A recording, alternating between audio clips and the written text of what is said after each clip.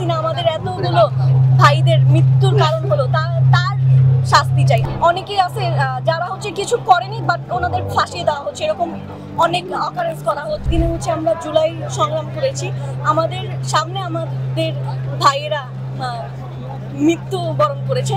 তো আমরা চাই আমাদের দেশে যে শেখ হাসিনা আমাদের এতগুলো ভাইদের মৃত্যুর কারণ হলো, তার শাস্তি চাই। আর জুলাই সনদের মধ্যেই সেটা সম্পূর্ণ হবে আমরা মনে করি।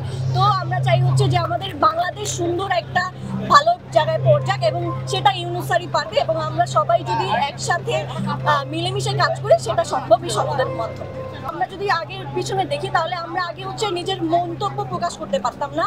যেমন হচ্ছে গিয়ে আগে স্বৈরাচারী ছিল, নিজের বাক মন্তব্য যেটা আমাদের নিজস্ব যে কথা সেটা আমরা বলতে পারতাম না সরাসরি। এখন আমরা সেটা প্রকাশ করতে পারি সবার সামনে, নিজের জোর গলায় বলতে পারি হ্যাঁ আমরা পারি।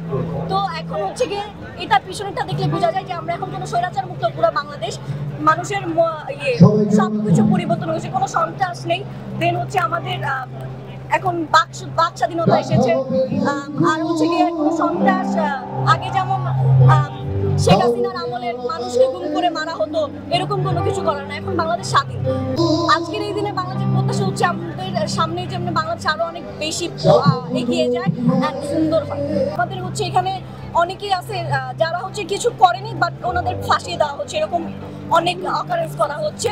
বাট আমরা চাই যে যারা আজ পর্যন্ত মানে নিজের ব্যক্তিত্বের সাথে টিকে থাকতে পেরেছে তারাই হচ্ছে সামনে এগিয়ে যাবে। আর যারা হচ্ছে মাঝে ঝরে গেছে তাদেরকে জন্য আমাদের অসংখ্য দুঃখজনক প্রকাশ করছি।